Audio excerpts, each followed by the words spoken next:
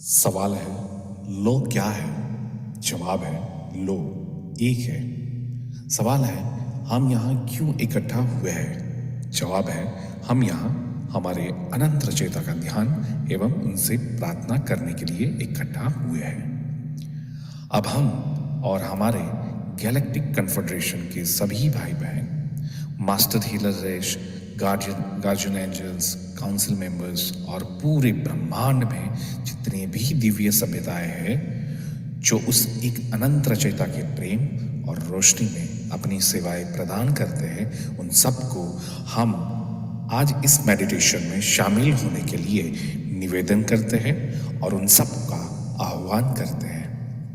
आज हम सब मिलकर जितने भी लोग आज मेडिटेशन कर रहे हैं उनको, उनके परिवार को और सभी सदस्यों को और वो सभी परिजनों को जिन्हें वो प्रोटेक्ट करना चाहते हैं, उन सबको हम अनंत रचयिता के प्रेम और रोशनी से शुद्ध करते हैं और वो सभी लोगों के आसपास और उनके घरों के आसपास उस अनंत रचयिता के प्रेम और रोशनी का एक बहुत बड़ा सुरक्षा घेरा बनाते हैं, जिसमें किसी भी प्रकार के विचार या व्यक्ति जो सिर्फ खुद की सेवा में कार्यरत हो, उन सभी व्यक्ति या विचारों को इस घेरे में आने से बिल्कुल प्रतिबंधित करते हैं, क्योंकि लो एक है। नमस्कार दोस्तों। लॉ ऑफ वन यानी एक का कानून, या कह लीजिए एक का ज्ञान, या कह लीजिए एक के तरीके, यह उसका यह इसके सत्र 12वां का भाग दूसरा है। दोहराया जाता है कि इस किताब द्वारा दी गई सभी सूचनाएं या जानकारियां आप जान भी सकते हैं, मान भी सकते हैं, नजरअंदाज भी कर सकते हैं या सिरे से खारिज भी कर सकते हैं। तो अगला सवाल टॉन करते हैं। क्या इसी तरह के रिवाज और अभ्यास से काले जादू का आरंभ हुआ? रा कहते हैं एक तरह से यह सही भी है और गलत भी। ओरियन का समूह आप लोगों में से ही जो नकारात्मक लोग होते हैं उनकी सहायता करता है। यह वही लोग होते हैं जो किसी भी मामले में खुद की ही सेवा करते हैं।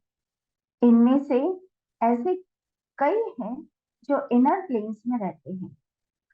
यहाँ पर वो सारे लोग रहते हैं जैसे इनर गुरु मार्गदर्शक तथा कुछ आत्माओं पर कब्जा करने वाले होते हैं, जिनका झुकाव खुद की सेवा करने की तरफ होता है।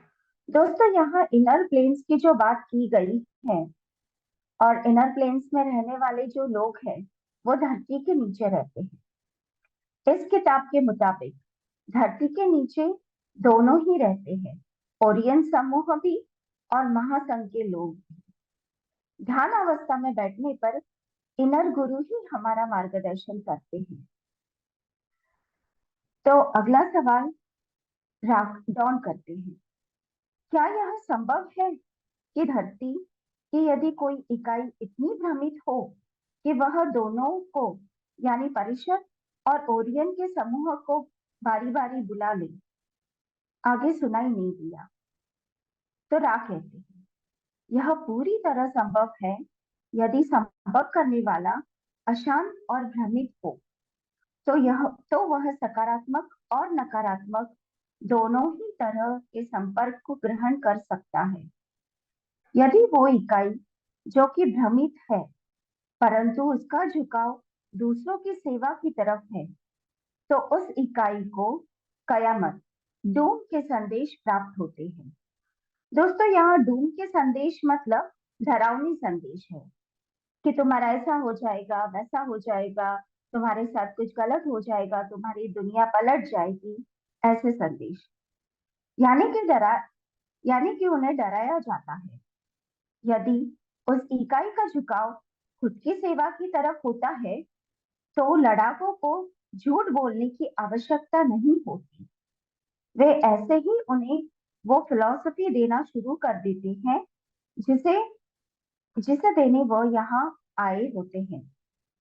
आपके यहाँ के ऐसे काफी लोग भ्रमित और आत्मघाती यानी सेल्फ डिस्ट्रक्टिव हो जाते हैं, क्योंकि उनका झुकाव होता है दूसरों की सेवा की तरफ, परंतु उनकी सबूत मांगने की इच्छा, सबूत मांगने की मतलब प्रूफ मांगने की इच्छा के कारण वे लड़ाकों की झूठी जानकारियां में फंस जाते हैं तथा वे लड़ाके इन झुकाव को बदलने में कामयाब हो सकते हैं। तो डॉन कहते हैं, क्या इन लड़ाकों के ज्यादातर लोग चौथी घनत्वता के होते हैं? रा कहते हैं, हाँ, ज्यादातर लोग चौथी घनत्वता के ही होते हैं, यह सही है। तो डॉन कहते हैं, क्या चौथी घनत्वता का हमें सामान्य रूप से दिखते हैं या हमसे ही अदृश्य ही रहते हैं? रा कहते हैं, सामान्य शब्द का उपयोग प्रश्न के अर्थ को भ्रमित करने वाला है। इसे अधिक स्पष्ट करने के लिए हम इसे अलग ढंग से व्यक्त करते हैं। चौथी घनत्वता के लोग अपने पसंद से तीसरी घनत्वता के सामने अदृश्य रहते हैं, चाहे तो दिख सकते हैं, लेकिन यह चौथी घनत्वता की पसंद नहीं होती कि वे दिखाई दे, क्योंकि उन्हें उनकी कंपनता बदलने में दिक्कत होती है। तो डॉन कहते हैं, क्या कोई परिषद यानी कॉन्फेडरेशन या ओरियन के लोग धरती पर रह रहे हैं और हमें दिखाई देते हैं और हमारे समाज में इस समय महत्वपूर्ण है? क्या वो हमारे साथ ही रह रहे हैं? रा कहते हैं, यहाँ इनमें से ऐसा कोई नहीं है जो आपके साथ रह रहे हैं। हालांकि ओरियन के लड़ाकों के दो तरह की के इकाई यह काम कर रही है। पहला प्रकार एक विचार रूप थॉट फॉर्म है और दूसरा प्रकार एक तरह के रोबो है। तो डॉन कहते हैं, क्या रोबो का वर्णन कर सकते हैं? रा कहते हैं, यह रोबो आप लोगों की तरह ही दिखाई देते हैं, इन्हें बनाया जाता है। डॉन कहते हैं, क्या इन रोबो को सामान्य रूप से मैन इन ब्लैक कहते हैं? रा, यह गलत है। डॉन कहते हैं, ये मैन इन ब्लैक कौन होते हैं? रा कहते हैं, मैन इन ब्लैक एक सोच की तरह है, इनका अस्तित्व बनाया हुआ होता है। उनकी कुछ शारीरिक विशेषताएं होती हैं जो उन्हें दी जाती हैं, हालांकि वे तीसरे घनत्वता के नहीं होते। पड़ने पर गायब हो सकते हैं और प्रकट भी हो सकते हैं। तो डॉन कहते हैं, क्या यह सारे मैन इन ब्लैक ओरियन के लड़ाकों द्वारा उपयोग में लाए जाते हैं? रा कहते हैं, हाँ, यह सही है। डॉन कहते हैं, यदि उनमें से एक हमारे यहाँ आए और यदि मैं उन्हें पकड़ लूंगा, अलमारी में बंद कर दूंगा, तो क्या मैं उन्हें रख सकता हूँ या वे गायब हो जाएंगे?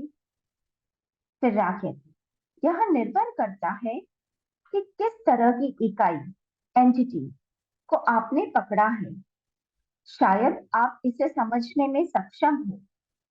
उन्हें थोड़े समय के लिए रखा जा सकता है, हालांकि इनमें गायब होने की क्षमता होती है। इन पर दूर से प्रोग्रामिंग करना कठिन होता है, परंतु इनमें स्वयं ही गायब हो जाने की क्षमता होती है। यह विचार रूप होते हैं, इसीलिए इनसे जूझने में आप सक्षम नहीं है। डॉन कहते हैं, क्या यह एक के कानून के खिलाफ है और क्या मैं इन इकाइयों को पकड़कर गलती करूंगा? रा कहते हैं, एक के कानून के अंदर कोई गलती नहीं होती। डॉन कहते हैं, मैं पूछना चाहता हूँ कि यदि मैं इनको पकड़ता हूँ तो मैं किस तरह की ध्रुवता वाला बन रहा हूँ, यानी खुद की सेवा करने वाला या दूसरों की सेवा करने वाला? फिर रा कहते हैं, इस सवाल पर आप स्वयं ही विचार करें। हम एक के कानून को समझाने आया है, हम सुझाव नहीं दे सकते। फिर डॉन कहते हैं, धन्यवाद। हम आपने हमें घुमक्कड़ वॉन्डरर्स के बारे में बताया था। वह कौन होते हैं? वे कहाँ से आए हैं? रा कहते हैं, कल्पना कीजिए यदि आप कर सकें समुद्र के किनारे की रेत के बारे में। इन सारे रेत के अनगिनत कण का स्रोत अनंत बुद्धिमानिता होती है। जब एक समूह अपनी इच्छा की समझ को पूरा कर लेता है, यानी अपने सबक सीख लेता है, और फिर यह निष्कर्ष निकलते हैं कि उनकी इच्छा लोगों की सेवा करने की है, जो भी सहायता के लिए उन्हें पुकारता है वह उनकी मदद के लिए अपना हाथ आगे बढ़ा देते हैं। इन लोगों को आप दुख के भाई बहन कह सकते हैं। यह उनके पास आते हैं जिन्होंने दुख में उन्हें पुकारा होता है। यह इस अनंत ब्रह्मांड के हर एक कोने में आते हैं और दूसरों की सेवा की इच्छा से एक साथ बंधे होते हैं। फिर डॉन कहते हैं, इस समय इनमें से कितनों ने पृथ्वी में जन्म लिया है? रा कहते हैं, इनमें से काफी लोगों ने इस समय यहाँ जन्म लिया है, क्योंकि इस समय उन्हें इस ग्रह की संपन्नता को ठीक करना है तथा कटाई में सहायता करना है। इनकी संख्या लगभग 65 मिलियन है। जॉन कहते हैं, क्या इनमें से कई चौथी घनत्वता के हैं? वे किस घनत्वता से आए? रा कहते हैं, इनमें से कुछ चौथी घनत्वता के हैं। बड़ी संख्या में वे छठी घनत्वता से आए हैं। इनमें सेवा करने की इच्छा काफी तीव्र होती है। इनके मन काफी पवित्र होते हैं। आप यह उनकी बेवकूफी या बहादुरी कह सकते हैं। इनके साथ एक चुनौती या खतरा होता है कि पृथ्वी में जन्म लेने के बाद अपना मिशन भूल सकते हैं और कार्मिक तौर पर कभी कभी बुराई का साथ भी दे देते हैं। वे भूल जाते हैं और विनाश में सहायक हो जाते हैं। तो डॉन कहते हैं, कार्मिक रूप से लिप्त होने के लिए इनमें से एक इकाइयां क्या करती हैं? क्या आप इसका उदाहरण दे सकते हैं? रा कहते हैं, यदि कोई इकाई सचेत रूप से किसी दूसरे व्यक्ति के साथ प्यार से पेश नहीं आती है तो वो कार्मिक रूप से लिप्त हो जाती है। डॉन कहते हैं, अभी मुझे एक ख्याल आया है। क्या इनमें से किसी भी घुमक्कड़ को पृथ्वी की परिस्थितियों के कारण शारीरिक रूप से कोई परेशानी होती है? रा कहते हैं, तीसरी घनत्वता और अन्य घनत्वता के कंपन्नता के बीच काफी अंतर होता है। इसके कारण इनमें कुछ में सामान्य नियम के कारण किसी न किसी रूप में अपंगता, कठिनाई और सबसे ज्यादा गंभीर समस्या अकेलेपन की होती है। सबसे ज्यादा आम कठिनाई इन्हें अकेलेपन की होती है, क्योंकि इस ग्रह की संपन्नता से उनकी संपन्नता मेल नहीं खाती। इस कारण उन्हें व्यक्तित्व विकार, पर्सनालिटी डिसऑर्डर भी होते हैं। उन्हें पृथ्वी के वातावरण में अपने आप को ढालने में दिक्कत होती है।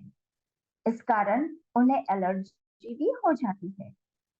फिर डॉन कहते हैं, क्या ऐसा कोई तरीका है जिससे ये अपने शारीरिक रोगों का उपचार स्वयं कर सके? रा कहते हैं, इस समय का अंतिम बड़ा सवाल होगा।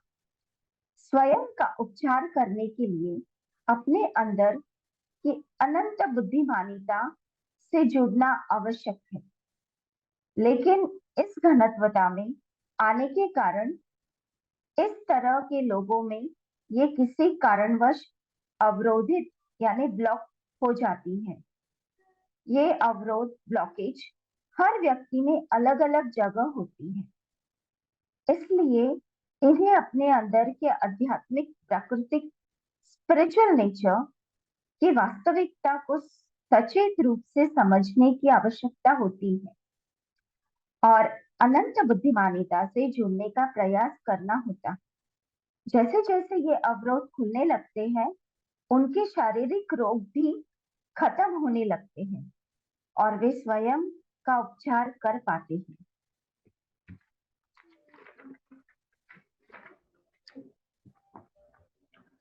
हम इस उपकरण कार्ला कार्ला के बारे में बोल रहे हैं।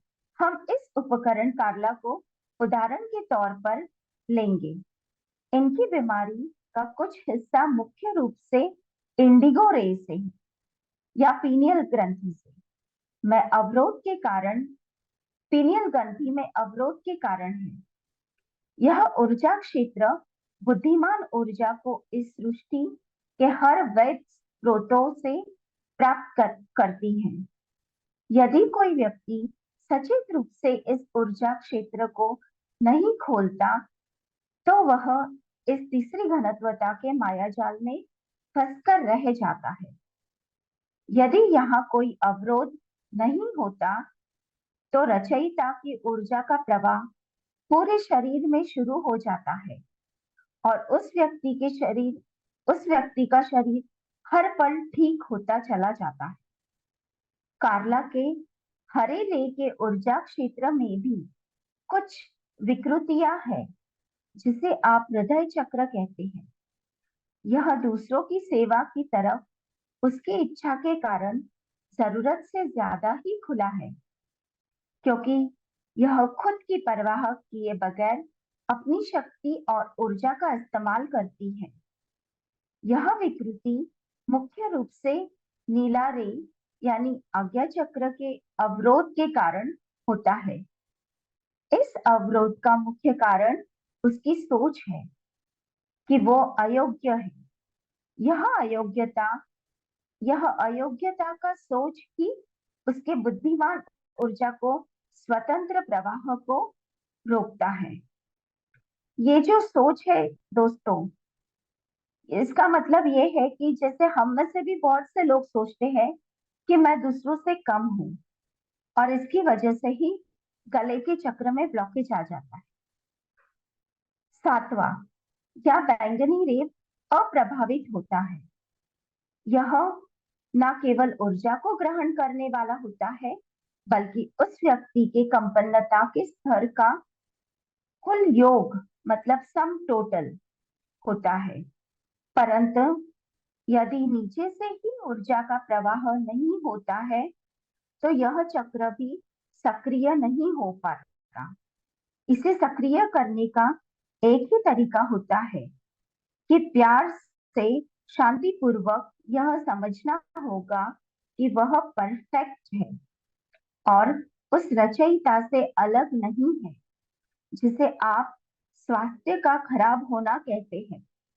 दरअसल वह एक या एक से अधिक ऊर्जा क्षेत्र के अवरोध होने से होता है। इसे ठीक करने के दो ही तरीके हैं, या तो इसे स्वयं ठीक करे मतलब मेडिटेशन के माध्यम से, या कोई और उत्प्रेरक इस काम को करे और उसे ठीक होने में मदद करे। क्या कोई छोटा सा सवाल है इस सत्र को खत्म करने से पहले? डॉन कहते हैं, क्या यह आपके लिए बताना संभव है कि हम तीनों में से कोई घुमक्कड़ है? रा कहते हैं, हम अभी आप तीनों के मन, शरीर, आत्मा को स्कैन कर लिया है और यह बताने में कोई भी हानि नहीं है कि आप लोगों में सभी घुमक्कड़ है, जो कि एक मिशन के लिए आए हैं और वही आप सभी कर रहे हैं। तो दोस्तों, ये तीनों मिशन लेकर आए थे कि इस एक के ज्ञान को बांटना है दुनिया में। यह वाला सत्र हम यहीं पर समाप्त करते हैं और हम अब आपको अनंत रचयिता की प्रेम, रोशनी, शक्ति और शांति में छोड़कर चलते हैं। आदने मेरी दोस्तों, आदने वासु। धन्यवाद।